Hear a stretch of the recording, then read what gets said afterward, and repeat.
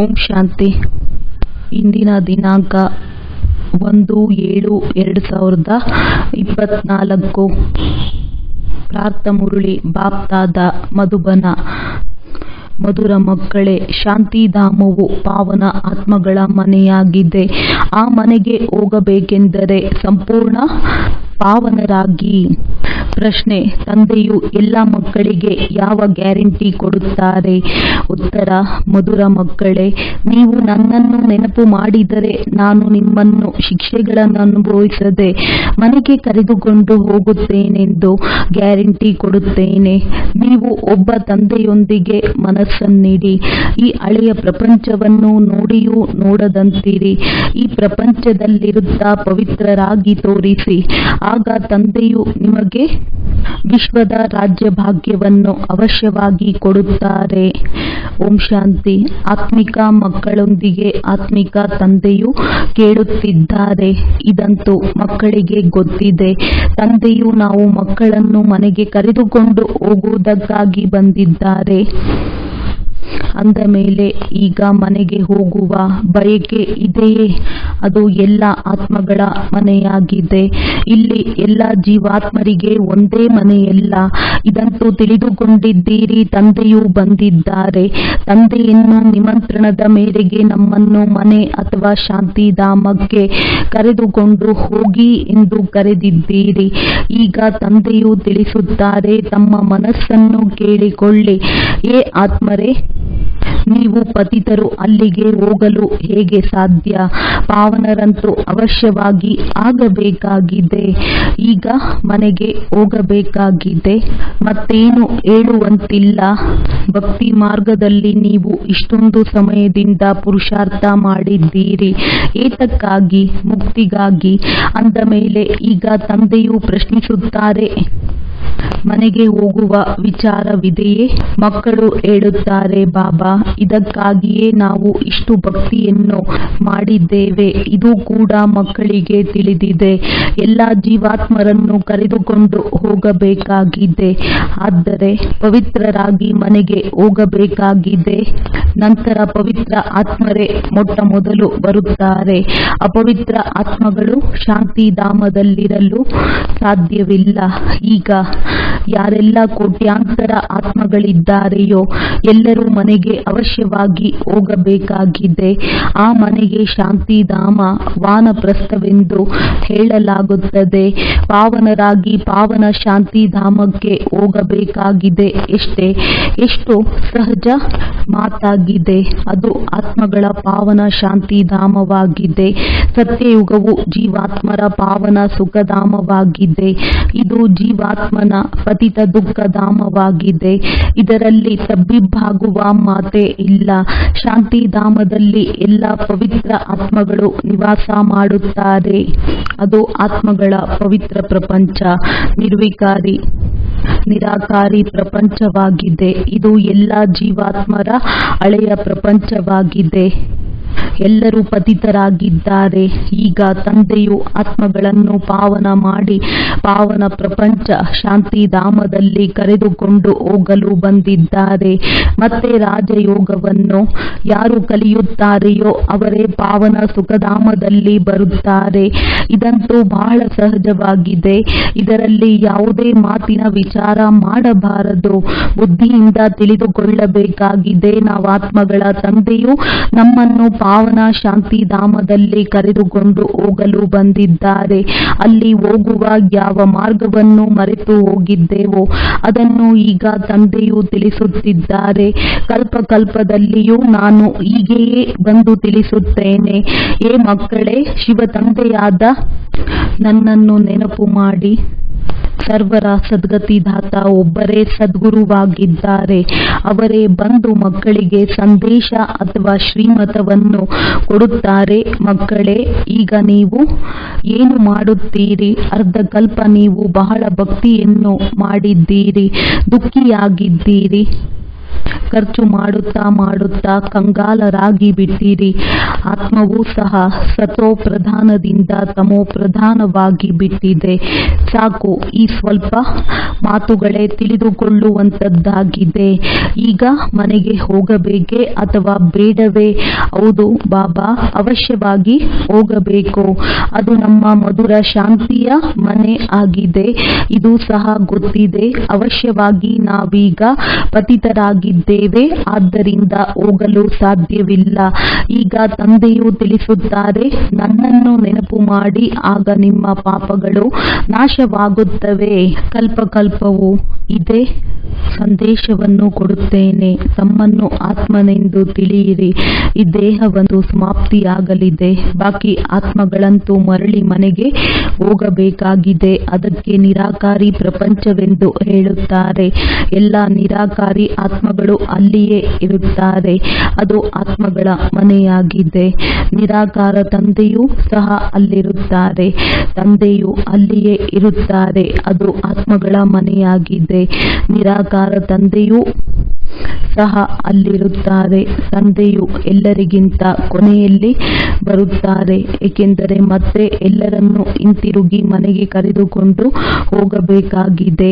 ಒಬ್ಬ ಪತಿತ ಆತ್ಮವೂ ಸಹ ಇರುವುದಿಲ್ಲ. ಇದರಲ್ಲಿ ಯಾವುದೇ ತಬ್ಬಿಬ್ಬಾಗುವ ಅಥವಾ ಕಷ್ಟದ ಮಾತಿಲ್ಲ. ಏ ಪತಿತ ಪಾವನ, ಬಂದು ನಮ್ಮನ್ನು ಪಾವನ ಮಾಡು, ಜೊತೆ ಕರೆದುಕೊಂಡು ಹೋಗಿ ಎಂದು ಆಡುತ್ತಾರೆ. ಎಲ್ಲರ ತಂದೆಯಲ್ಲವೇ?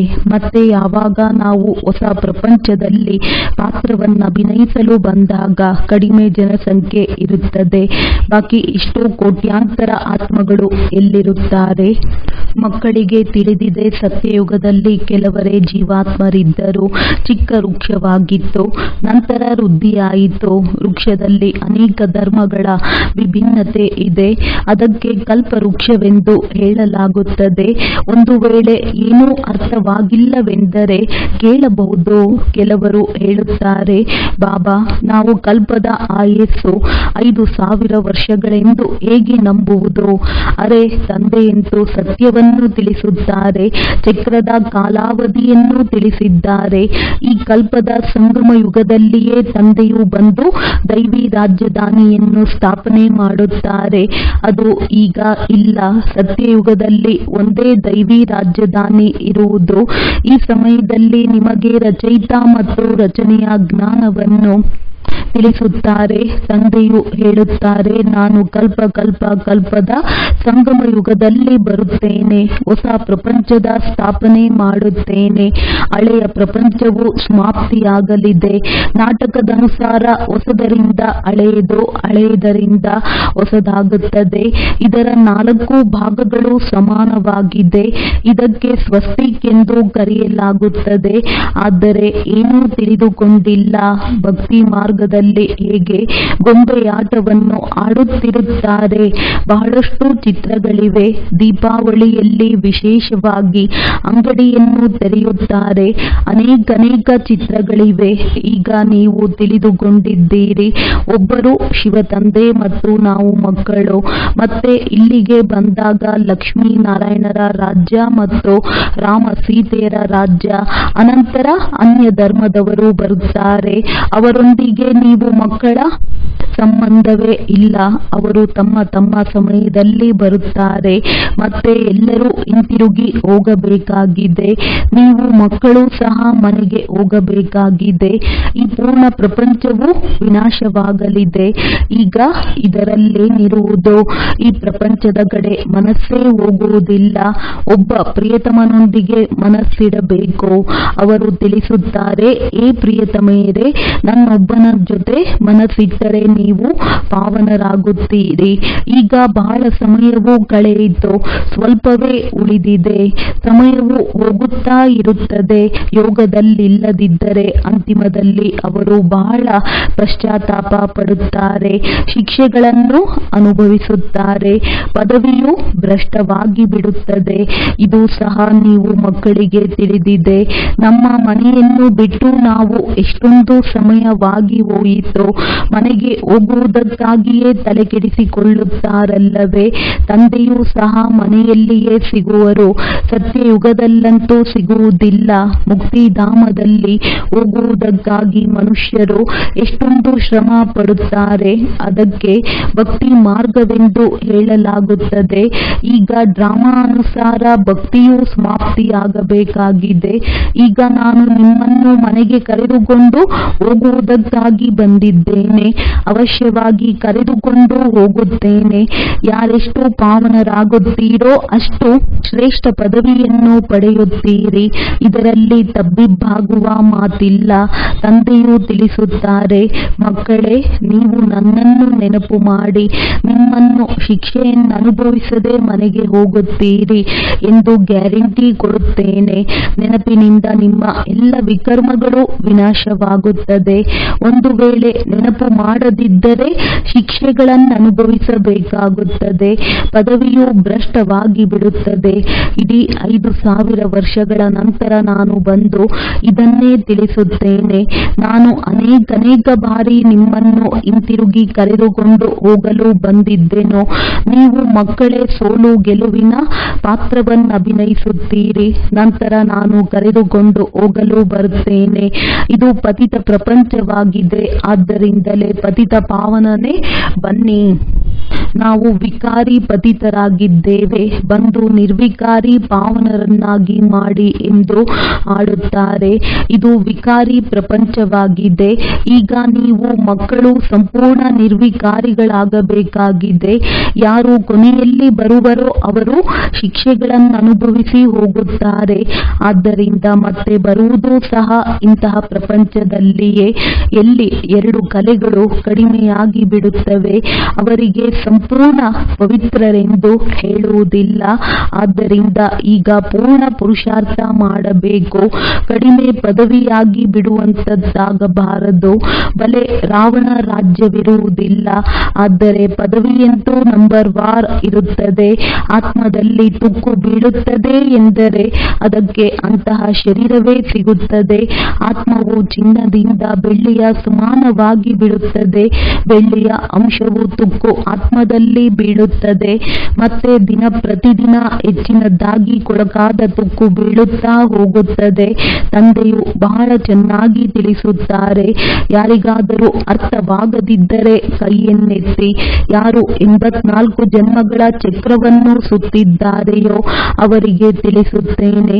ಇವರ ಬ್ರಹ್ಮ 84 ಜನ್ಮಗಳ ಅಂತಿಮದಲ್ಲಿ ನಾನು ಬಂದು ಪ್ರವೇಶ ಮಾಡುತ್ತೇನೆ. ಇವರೇ ಮತ್ತೆ ಮೊದಲ ನಂಬರಿನಲ್ಲಿ ಬರಬೇಕಾಗಿದೆ. ಯಾರು ಮೊದಲಿಗನಾಗಿದ್ದಾರೆಯೋ ಅವರೇ ಕೊನೆಯಲ್ಲಿದ್ದಾರೆ. ಪುನಃ ಅವರೇ ಮೊದಲಿಗರಾಗಬೇಕಾಗಿದೆ. ಯಾರು ಬಹಳ ಜನ್ಮಗಳ ಅಂತಿಮದಲ್ಲಿ ಪತಿತರಾಗಿ ಬಿಟ್ಟಿದ್ದಾರೆಯೋ ಅವರ ಶರೀರದಲ್ಲಿಯೇ ಪತಿತ ಪಾವನನಾದ ನಾನು ಬರುತ್ತೇನೆ. ಅವರನ್ನು ಪಾವನ ಮಾಡುತ್ತೇನೆ.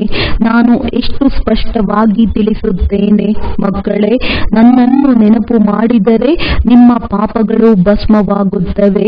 ಗೀತಾ ಜ್ಞಾನವಂತೂ ಬಹಳಷ್ಟು ಕೇಳಿದ್ದೀರಿ ಮತ್ತು ಹೇಳಿದ್ದೀರಿ. ಆದರೆ ಅದರಿಂದಲೂ ಸಹ ನೀವು ಸದ್ಗತಿಯನ್ನು ಪಡೆಯಲಿಲ್ಲ. ಅನೇಕ ಸನ್ಯಾಸಿಗಳು ನಿಮಗೆ ಮಧುರಾತಿ ಮಧುರ ಕಂಠದಿಂದ ಶಾಸ್ತ್ರಗಳನ್ನು ತಿಳಿಸಿದರು. ಈ ಮಧುರವಾದ ಶಬ್ದಗಳನ್ನು ಕೇಳಿ ದೊಡ್ಡ ದೊಡ್ಡ ವ್ಯಕ್ತಿಗಳು ಹೋಗಿ ಸೇರುತ್ತಾರೆ. ಕನರಸವಲ್ಲವೇ? ಭಕ್ತಿ ಮಾರ್ಗದಲ್ಲಿ ಇರುವುದೇ ಕನರಸ. ಆದರೆ ಇಲ್ಲಂತೂ ಆತ್ಮವು ತಂದೆಯನ್ನು ನೆನಪು ಮಾಡಬೇಕಾಗಿದೆ. ಭಕ್ತಿ ಮಾರ್ಗವು ಈಗ ಪೂರ್ಣವಾಗುತ್ತದೆ. ತಂದೆಯು ತಿಳಿಸುತ್ತಾರೆ, ನಾನು ನೀವು ಮಕ್ಕಳಿಗೆ ಜ್ಞಾನವನ್ನು ತಿಳಿಸಲು ಬಂದಿದ್ದೇನೆ. ಇದು ಯಾರಿಗೂ ಗೊತ್ತಿಲ್ಲ. ನಾನೇ ಜ್ಞಾನ ಸಾಗರನಾಗಿದ್ದೇನೆ. ಜ್ಞಾನಕ್ಕೆ ತಿಳುವಳಿಕೆ ಎಂದು ಹೇಳಲಾಗುತ್ತದೆ. ತಂದೆಯು ನಿಮಗೆ ಎಲ್ಲವನ್ನೂ ಓದಿಸುತ್ತಾರೆ. 84 ಜನ್ಮಗಳ ಚಕ್ರವನ್ನು ತಿಳಿಸುತ್ತಾರೆ. ನಿಮ್ಮಲ್ಲಿ ಪೂರ್ಣ ಜ್ಞಾನವಿದೆ. ಸ್ಥೂಲ ವತನದಿಂದ ಸೂಕ್ಷ್ಮ ವತನವನ್ನು ಪಾರು ಮಾಡಿ ಮೂಲ ವತನಕ್ಕೆ ಹೋಗುತ್ತೀರಿ. ಮೊಟ್ಟ ಮೊದಲು ಲಕ್ಷ್ಮೀನಾರಾಯಣರ ರಾಜ್ಯವಿರುತ್ತದೆ. ಅಲ್ಲಿ ವಿಕಾರಿ ಮಕ್ಕಳಿರುವುದಿಲ್ಲ. ರಾವಣ ರಾಜ್ಯವೇ ಇರುವುದಿಲ್ಲ. ಯೋಗ ಬಲದಿಂದ ಎಲ್ಲವೂ ನಡೆಯುತ್ತದೆ. ಈಗ ಮಗುವಾಗಿ ಗರ್ಭ ಮೇಲಿನಲ್ಲಿ ಹೋಗಬೇಕೆಂದು ನಿಮಗೆ ಸಾಕ್ಷಾತ್ಕಾರವಾಗುತ್ತದೆ. ಆಗ ಖುಷಿಯಿಂದ ಹೋಗುತ್ತಾರೆ. ಇಲ್ಲಂತೂ ಮನುಷ್ಯರು ಶರೀರವಿರುವಾಗ ಎಷ್ಟೊಂದು ಅಳುತ್ತಾರೆ, ಚೀರಾಡುತ್ತಾರೆ. ಇಲ್ಲಂತೂ ಗರ್ಭ ಜೈಲಿನಲ್ಲಿ ಹೋಗುತ್ತಾರಲ್ಲವೇ. ಸತ್ಯಯುಗದಲ್ಲಿ ಅಳುವ ಚೀರಾಡುವ ಮಾತಿಲ್ಲ. ಶರೀರವಂತೂ ಅವಶ್ಯವಾಗಿ ಬದಲಾಯಿಸಬೇಕಾಗುತ್ತದೆ. ಹೇಗೆ ಸರ್ಪದ ಉದಾಹರಣೆ ಇದೆ. ಅಂದ ಮೇಲೆ ಇದರಲ್ಲಿ ತಬ್ಬಿಬ್ಬಾಗುವ ಮಾತಿಲ್ಲ. ಹೆಚ್ಚಿನದಾಗಿ ಕೇಳುವುದಿರುವುದಿಲ್ಲ. ಒಮ್ಮೆಲೆ ಪಾವನರಾಗುವ ಪುರುಷಾರ್ಥದಲ್ಲಿ ತೊಡಗಬೇಕು. ತಂದೆಯನ್ನು ನೆನಪು ಮಾಡುವುದು ಪರಿಶ್ರಮವಾಗುತ್ತದೆಯೇ? ತಂದೆಯ ಸಮ್ಮುಖದಲ್ಲಿ ಕುಳಿತಿದ್ದೀರಲ್ಲವೇ. ನಾನು ನಿಮ್ಮ ತಂದೆ, ಸುಖದ ಆಸ್ತಿಯನ್ನು ಕೊಡುತ್ತೇನೆ. ನೀವು ಈ ಒಂದು ಅಂತಿಮ ಜನ್ಮದಲ್ಲಿ ನೆನಪಿನಲ್ಲಿರಲು ಸಾಧ್ಯವಿಲ್ಲವೇ? ನೀವು ಬಹಳ ಚೆನ್ನಾಗಿ ತಿಳಿದುಕೊಳ್ಳುತ್ತೀರಿ. ಆದರೂ ಸಹ ಮತ್ತೆ ಮನೆಯಲ್ಲಿ ಹೋಗಿ ಸ್ತ್ರೀ ಮೊದಲಾದವರ ಚೆಹರೆಯನ್ನು ನೋಡುತ್ತಾರೆಂದರೆ ಮಾಯೆಯು ತಿಂದು ಬಿಡುತ್ತದೆ. ತಂದೆಯು ತಿಳಿಸುತ್ತಾರೆ, ಮಕ್ಕಳೇ, ಯಾರಲ್ಲಿಯೂ ಮನಸ್ಸಿಡಬೇಡಿ, ಎಲ್ಲವೂ ಸಮಾಪ್ತಿಯಾಗಲೇಬೇಕು. ಅಂದಾಗ ಒಬ್ಬ ತಂದೆಯನ್ನೇ ನೆನಪು ಮಾಡಬೇಕಾಗುತ್ತದೆ. ನಡೆಯುತ್ತಾ ತಿರುಗಾಡುತ್ತಾ ತಂದೆ ಮತ್ತು ತಮ್ಮ ರಾಜಧಾನಿಯನ್ನು ನೆನಪು ಮಾಡಿ ದೈವಿ ಗುಣಗಳನ್ನು ಧಾರಣೆ ಮಾಡಬೇಕಾಗಿದೆ. ಸತ್ಯಯುಗದಲ್ಲಿ ಈ ಕೊಳಕು ಪದಾರ್ಥಗಳಾದ ಮಾಂಸ ಇತ್ಯಾದಿಗಳಿರುವುದೇ ಇಲ್ಲ. ತಂದೆಯು ತಿಳಿಸುತ್ತಾರೆ, ವಿಕಾರಗಳನ್ನು ಬಿಟ್ಟು ಬಿಡಿ. ನಾನು ನಿಮಗೆ ವಿಶ್ವದ ರಾಜ್ಯ ಭಾಗ್ಯವನ್ನು ಕೊಡುತ್ತೇನೆ.